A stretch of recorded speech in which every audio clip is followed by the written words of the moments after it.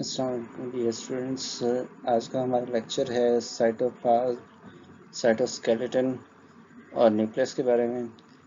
और इसके अंदर हम साइटोप्लाज्म, साइटोस्केलेटन और न्यूक्लियस के बारे में पढ़ेंगे। फर्स्ट ऑफ ऑल, साइटोप्लाज्म क्या होता है?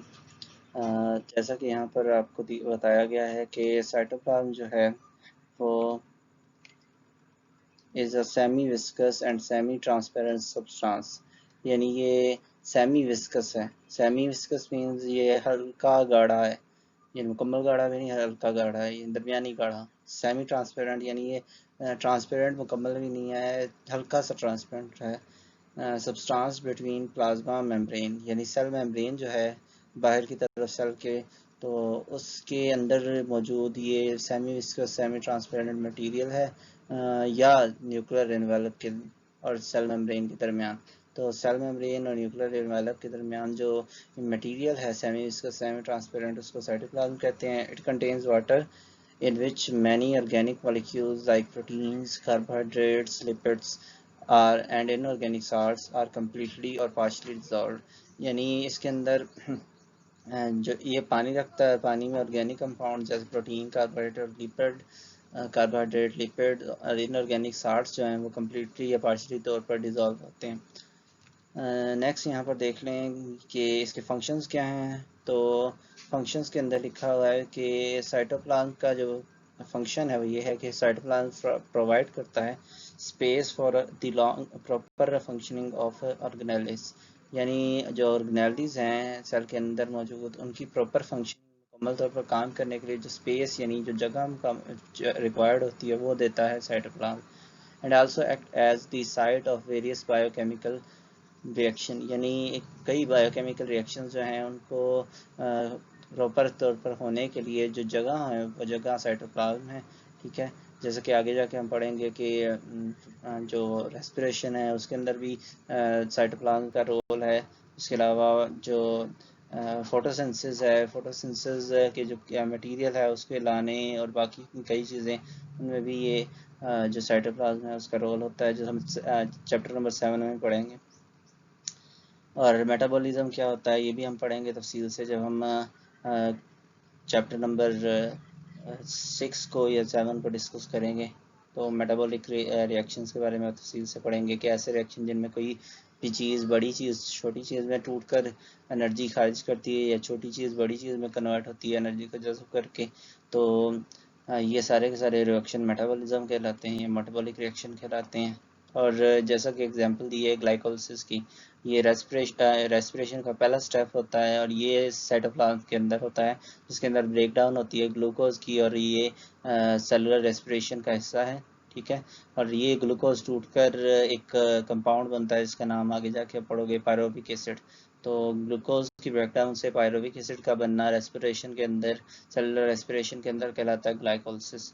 और ये भी अकर कहाँ पे होती है? साइटोप्लाज्म में होती है। नेक्स्ट साइटोस्केलेटन है। तो साइटोस्केलेटन के बारे में आपकी बुक के अंदर लिखा हुआ है कि cytoskeleton is a network of microfilament and microtubules. ये माइक्रोफिलामेंट और माइक्रोट्यूब्यूल्स एक तरह से लॉन्ग थ्रेड्स होती हैं जो सेल को स्टेबल रखती हैं, उसकी शेप को स्टेबल रखती हैं। तो माइक्रोट्यूब्यूल्स मेडअप होते हैं ट्यूबुलिन प्रोटीन से, और इनका काम जो है ये used by cells to hold their shape को ये होल्ड करने के लिए माइक्रोट्यूब्यूल्स काम करते हैं, ट्यूबुलिन प्रोटीन से बने होते हैं। उसके बाद they are also the major component of cilia and flagella. Cilia और फ्लैजेला जो हैं, आगे जाके आप सीलिया और फ्लैजेला के बारे में पढ़ेंगे ये क्या होते हैं। तो इनको बनाने के लिए जो मेन कंपोनेंट है वो मेन कंपोनेंट यही माइक्रोट्यूब्यूल की ट्यूबुलिन प्रोटीन है। आगे माइक्रोफिलामेंट थिनर होते हैं, यानी इससे पतले होते हैं माइक्रोट्यूब्यूल से, और ये मेडअप होते हैं एक्टिन प्रोटीन, ये एक्टिन प्रोटीन से मिलकर बने होते हैं। They help cells to change their shape, और इसके ज़रिए सेल्स जो है अपनी शेप को चेंज करते हैं, यानी माइक्रोफिलामेंट के ज़रिए सेल शेप जो है वो चेंज की होती है। ठीक है, तो सेल की शेप को होल्ड करने का काम माइक्रोट्यूब्यूल्स का है, लेकिन अगर उसमें कोई चेंजिंग लानी है तो वो फिर माइक्रोफिलामेंट के ज़रिए लाई जाती है। ठीक है, नेक्स्ट ये आपको डायग्राम में दिखाई दे रहा है कि इसके अंदर ये आपकी प्लाज्मा मेम्ब्रेन है। ठीक है, ये माइटोकॉन्ड्रियन अंदर है। उसके अलावा माइक्रोफिलामेंट्स, ये आपको नज़र आ रहे होंगे, माइक्रोफिलामेंट्स हैं।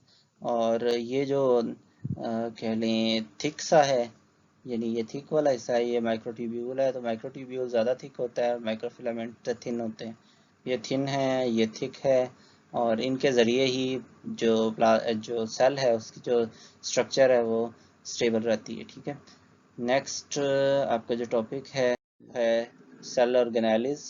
सेल ऑर्गेनेलिज क्या होती हैं? तो लिखा हुआ है कि organelles are small structures within the cell, यानी सेल के अंदर ये स्ट्रक्चर्स होती हैं दैट परफॉर्म डेडिकेटेड फंक्शंस, यानी जो बहुत ख़ास फंक्शंस यानी ख़ास काम सर अंजाम देती हैं सेल के अंदर। The there are about a dozen types of organelles commonly found in eukaryotic cell, यानी यूकैरियोटिक सेल जिनमें न्यूक्लियस होता है उनमें तकरीबन दर्जन के करीब ऑर्गेनेलिज हैं जो पाई जाती हैं।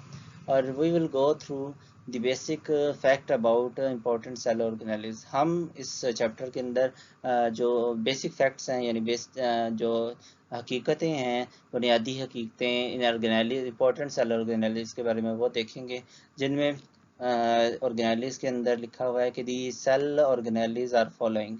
सबसे पहले न्यूक्लियस है, एक cell organelle double bonded nucleus, जिसके बारे में आज हम लेक्चर में पढ़ेंगे। नेक्स्ट हमारे पास है राइबोसोम, इसके बारे में भी हम पढ़ेंगे, इसे प्रोटीन फैक्ट्री भी कहते हैं।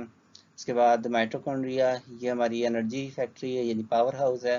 उसके अलावा प्लास्टिड्स, ये फोटोसिंथेसिस और उसके अलावा खुराक को स्टोर करते हैं पौधों के सेल्स के अंदर। उसके अलावा एंडोप्लाज्मिक रेटिकुलम, ये भी प्रोटीन को ट्रांसफ़र करने के लिए एक जगह से दूसरी जगह या उनको शेप देने के लिए एंडोप्लाज्मिक रेटिकुलम होते हैं सेल के अंदर। और गोल्जी ऑपरेटस एंडोप्लाज्मिक रेटिकुलम से ही आगे जो है निकली हुई एक ख़ास ऑर्गेनेली है गोल्जी ऑपरेटस। उसके बाद नेक्स्ट लाइसोसोम्स, इनके बारे में डिस्कस करेंगे कि ये क्या होते हैं। ये सेल के अंदर जो खुराक है उसकी तोड़ फोड़ करते हैं। उसके बाद सेंट्रियोल, सेंट्रियोल या सेंट्रोसोम जो है वो सेल डिवीजन के दौरान स्पिंडल फाइबर्स के अपने साथ जोड़ते हैं, तो इसके बारे में भी डिस्कस करेंगे। और लास्ट पे हम वैक्यूल के बारे में डिस्कस करेंगे कि जो वेस्ट मटेरियल वाटर होता है वो जिस जगह पर स्टोर होता है उस जगह को, यानी जिस जगह पर स्टोर हो रहा है उसको हम कहते हैं वैक्यूल, जो वेस्ट मटेरियल स्टोर हो रहा है। नेक्स्ट ऑर्गेनेली पढ़ेंगे वह है न्यूक्लियस। तो न्यूक्लियस के अंदर बारे में लिखा हुआ है कि a prominent nucleus occur in eukaryotic cells, यानी जिन जो यूकैरियोटिक सेल्स होते हैं उनके अंदर वाज़ेह न्यूक्लियस होता है। In animal cell, it is present in the center, while in mature plant cell, due to the formation of large central vacuole, it is pushed to the side.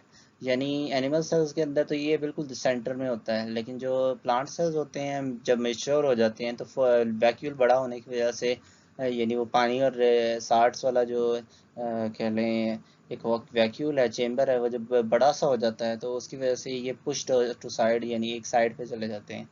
और nucleus जो है is bounded by double membrane, double membrane से bounded है, इसलिए हम इसको कहते हैं न्यूक्लियर इन्वेलप। ठीक है, डबल मेम्ब्रेन जो भी होगी स्ट्रक्चर वो इन्वेलप कहलाएगी। तो न्यूक्लियर इन्वेलप है क्योंकि न्यूक्लियस के गिर्द है।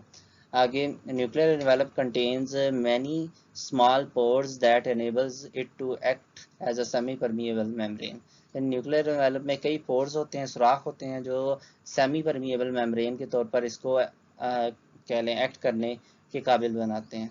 इनसाइड न्यूक्लियर इन्वेलप के अंदर की तरफ अ ग्रैनुलर फ्लूइड, यानी ग्रैनुलर यानी दानेदार फ्लूइड होता है जिसको हम कहते हैं न्यूक्लियोप्लाज्म। यानी इस न्यूक्लियस के अंदर वाले फ्लूइड को हम क्या कहते हैं न्यूक्लियोप्लाज्म। जैसे सेल के नहीं अंदर वाले फ्लूइड को कहते हैं साइटोप्लाज्म, तो न्यूक्लियस के अंदर वाले फ्लूइड को कहेंगे न्यूक्लियोप्लाज्म। तो न्यूक्लियोप्लाज्म कंटेन करता है 1 और 2 न्यूक्लियोलाई।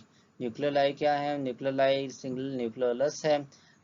इसके अंदर क्या होता है जो न्यूक्लियोलस है इसमें राइबोसोम्स यानी जो प्रोटीन फैक्ट्री है उसके पार्ट्स को जनरेट बनाया जाता है। यानी राइबोसोम जो है वो दो चीज़ों से मिलकर बने होते हैं, राइबोसोमल आरएनए प्लस प्रोटीन, ये दोनों चीज़ें इस न्यूक्लियोलस में बनती हैं।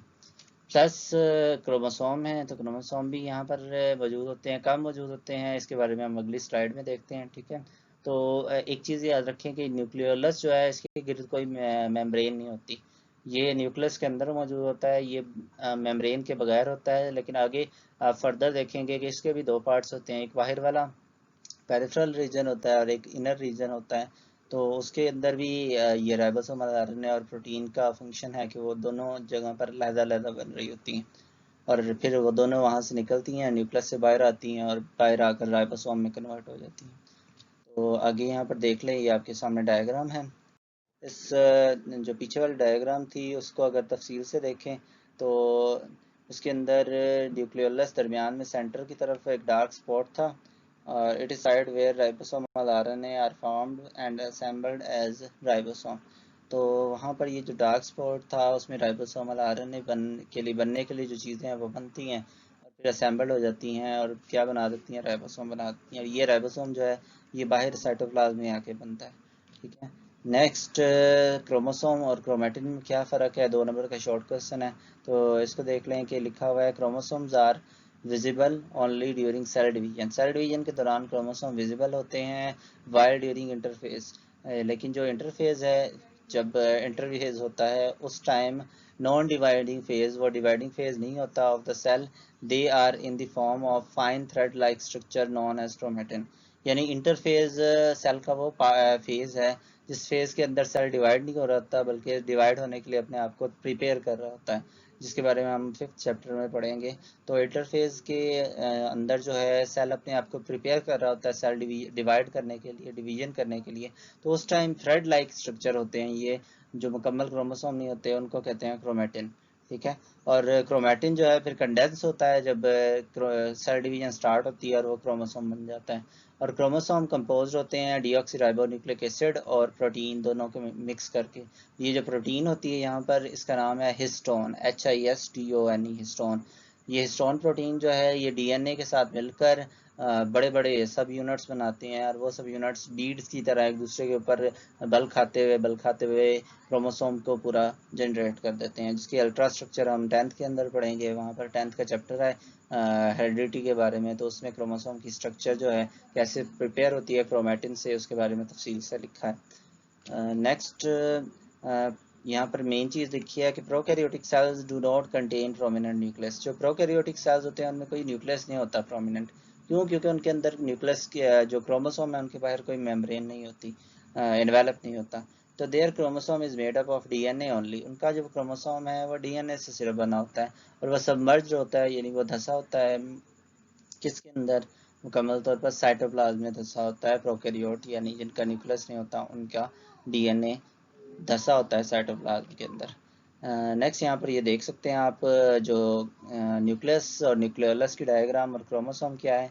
तो यहाँ देखें, ये जो न्यूक्लियस है, ये न्यूक्लियस के अंदर ये डबल मेम्ब्रेन्ड न्यूक्लियस है, जिसके अंदर ये बारीक बारीक पोर्स हैं, न्यूक्लियर पोर्स हैं, जैसे कि दिखाया हुआ है यहाँ पर लिखा हुआ है। और इसके अंदर ये जो मटेरियल है ये सारा मटेरियल क्रोमेटिन है, और ये अंदर की तरफ ये जो डेंस सा हिस्सा है ये न्यूक्लियोलस है। और न्यूक्लियोलस के जो बाहर की तरफ ये क्रोमेटिन है जो इंटरफेस के अंदर मौजूद होता है, थ्रेड लाइक स्ट्रक्चर, ये कंडेंस होते हैं सेल डिवीजन के दौरान और कन्वर्ट हो जाते हैं किसमें, क्रोमोसोम्स में। ये क्रोमोसोम्स इस क्रोमेटिन मटेरियल की कंडेंस यानी इसकी कह लें बहुत ज़्यादा एक दूसरे के ऊपर लिपटी हुई और तह बतह हुई फॉर्म है। नेक्स्ट जो है यहाँ पर लेक्चर हमारा ख़त्म होता है, और इसके अंदर जो चीज़ें हमने पढ़ी हैं उन चीज़ों को आपने अच्छी तरह याद रखना है। उसके अंदर कोई क्वेश्चन है तो आपके क्वेश्चन को मैंने ओपन किया हुआ है, आप उसका क्वेश्चन जो है वो 10 से 12 के दरमियान पूछ सकते हो। 10 से 12 के दरमियान में अवेलेबल होऊंगा, तो मैं आपको उसका आंसर जो है आपको वहीं पर दे दिया करूँगा। अगर कोई और मसला होता है तो आप व्हाट्सएप के ऊपर मुझसे रब्ता कर दीजिएगा। ठीक है, चलें, अल्लाह हाफिज़।